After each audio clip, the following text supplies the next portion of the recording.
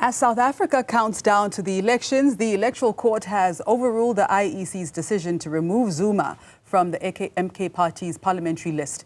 Electoral Court chairperson Dumisani Zondi indicated that the judges unanimously agreed that Zuma qualified to go to the National Assembly because there was no appeal available to him and his prison term did not qualify as a sentence. We're now joined by legal analyst Melusi Xulu. Thank you so much for your time, Melusi. First and foremost, if you would just please dissect the nuances of the court's reasons.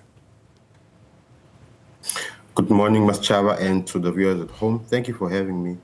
My interest in this matter was always going to be how Section 47, subsection 1, paragraph E of the Constitution is interpreted. Now, the Electoral Court was specific in the fact that this specific section does not apply to the former president because there is an effect of the remission. Remember, in August 2023, a special remission was given to not only to him, but to many other prisoners due to overcrowding and due to the fact that they have, criminal sentences that are minimum or low. So they are saying that, in fact, the former president sentence was reduced to 3 months and from 15 months to 3 months. So if you look at the section, it says, if you've been convicted for 12 months, you do not qualify. So that's the first part that I found that the Electoral Court interpreted in a way that many of us, I'll be honest, we did not really interpret it that way. The second part, which I was really thinking is a difficult one for the commission, was the fact that if you look at the section, Ms. Chaba, it says this does not apply to you if you are doing an appeal or the appeal process is not expired. Now, if you look at this case, the former president was convicted at the highest court in 2021 in July. So the effect is he can't appeal. Now, that section then does not apply to him because there was no way he was going to appeal. So I think those are the takeaways from me, and maybe the aspects of the bias by the chairperson or Ms. Love was also interesting to note, but the court said she was not biased by the fact that before this objection was made, she made the mention that the former president will not qualify if he has a previous conviction or sentence.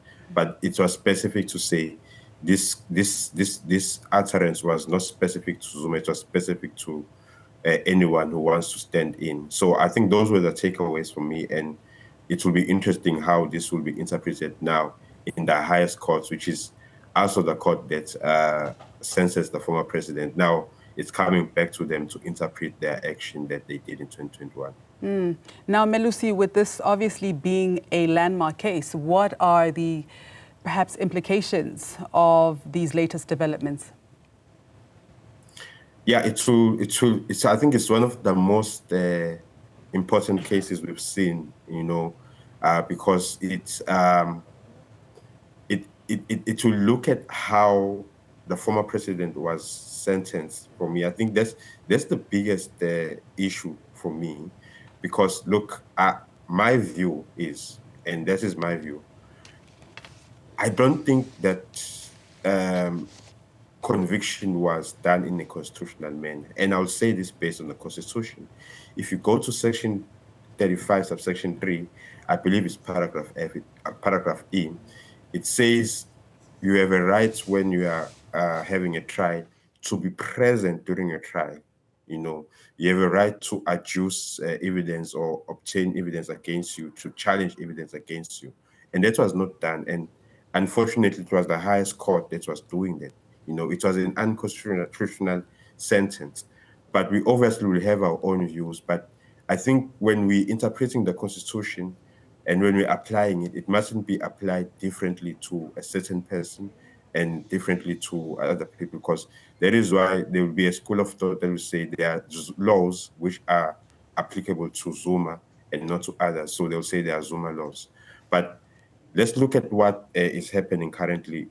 What is also important is, besides looking at the unconstitutional sentence that I'm talking about, what is important is that Section 19, subsection 3, paragraph B says you have a right to stand in a political office and, to stand as to be in a ballot paper. So there's this balance between Section 19 and Section 47, where if you are convicted, you can't stand for office. But if you look at Section 19, it talks about you having a right to, to be in a political office. So I'm interested to see how the Constitutional Court will also balance that, because that's what the Electoral Court was trying to do.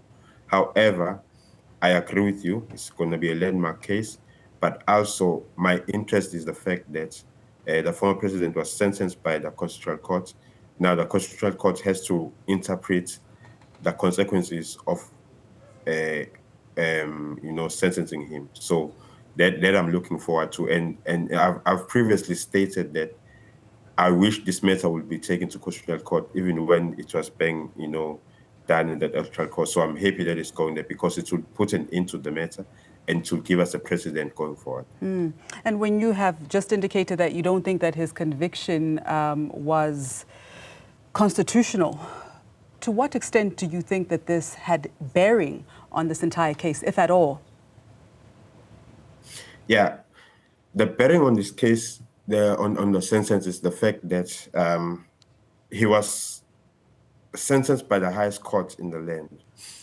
The matter was an issue that happened during the State Capture Commission, where he was summoned to come to court, right?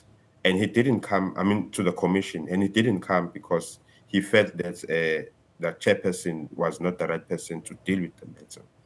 Now, let me take you back to 1993, when P.W. Botha was supposed to attend the Truth and Reconciliation Commission. We were still young then, but the history is there. He didn't come. He didn't come when he was subpoenaed, because there were issues that happened during the apartheid era that he had to come and deal with, so that the country could lay to rest, so to speak.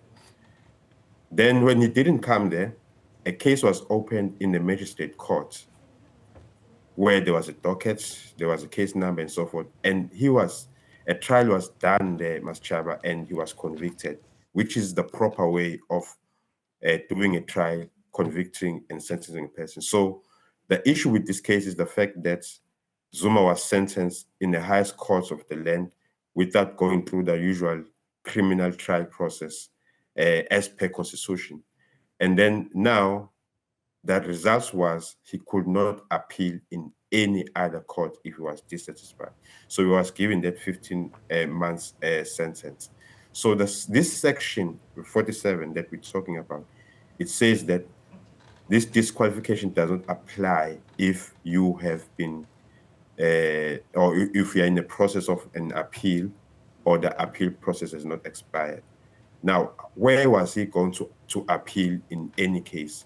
So I think in many other interpretations, despite the fact that I have this opinion, which is obviously debatable, that the sentence was unconstitutional, I would like to hear how the Constitutional Court will interpret Section 47, subsection 1, paragraph E, in the essence that, or in the through the issue that he can't appeal. I mean, that is very important. Then I just hope it's laid to rest, so that, the elections can continue. But obviously, these things have to be dealt with, because we are laying a precedent. So it will be very interesting how the Constitutional Court deals with these issues.